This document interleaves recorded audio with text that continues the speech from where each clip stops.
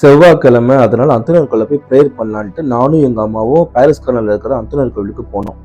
அங்க போனா என்ட்ரன்ஸ்ல ஒரு அம்மா பன்னு கொடுத்துட்டு இருந்தாங்க. என்னடான்னு கேட்டா எங்க அம்மா சொல்றாங்க, இதுதான்ப்பா அந்தோனியார் பன்னு, போய் வாங்கிட்டு வான்றாங்க. என்னது அந்தோனியார் பன்னான்னு சொல்லிட்டு நானும் போய் வாங்கிட்டு வந்தேன். எங்க அம்மாவுக்கு ஒண்ணு, எனக்கு ஒண்ணு, 2 பேருமே சாப்பிட்டோம். ப்ரேயர் பண்ணோம். வீட்டுக்கு வந்துட்டோம். வீட்டுக்கு வந்ததுக்கு அப்புறம் தான் நான் ரொம்ப யோசிச்சு பார்த்தேன். இது என்னடா அந்தோனியார் பன்னு டிஃபரெண்டா இருக்குது, வித்தியாசமா இருக்குதுன்னு சொல்லிட்டு. அதுக்கப்புறம் தான் அதனுடைய வரலாறு என்னன்னு எனக்கே தெரியுதுங்க. என்ன நடக்குதுன்னு பார்க்கும்போது, கப்பல்ல ஒரு ஃபேமிலி டிராவல் பண்ணிட்டு இருக்கிறாங்க. அப்படி டிராவல் பண்ணிட்டு போயிட்டு இருக்கும் பொழுது அவங்க குழந்தை திடீர்னு கடல்ல விழுந்துருச்சு.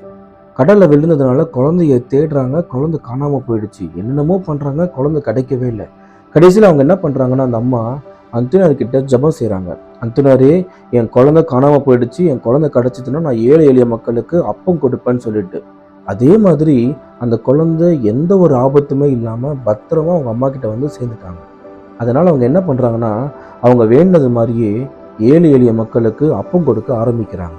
ஆமாங்க, அந்த அப்பம் கொடுக்கறது தான் இப்போ பன்னா மாறி இருக்குது. இன்னும் வரைக்கும் கத்தோலிக்க திருச்சபையில அந்தோனியார் கிட்ட நிறைய பேர் அவங்களுடைய காணிக்கையாக இந்த அப்பத்தை கொடுக்க ஆரம்பிக்கிறாங்க. தன்னுடைய வேண்டுதல்கள் நிறைவேறும் பொழுது இந்த பண்ணை காணிக்கையா கொடுக்குறாங்க. நீங்களும் உங்களுக்கு ஏதாவது வேண்டுதல் இருந்துச்சுன்னா அந்தோனியார் கிட்ட ஜெபம் செய்யுங்க. காணிக்கையா பண்ணு கொடுங்க. கண்டிப்பா உங்களுடைய வேண்டுதல்கள் எல்லாமே நிறைவேறும். நானும் உங்களுக்காக ஜெபம் செய்யறேன். சரிங்களா?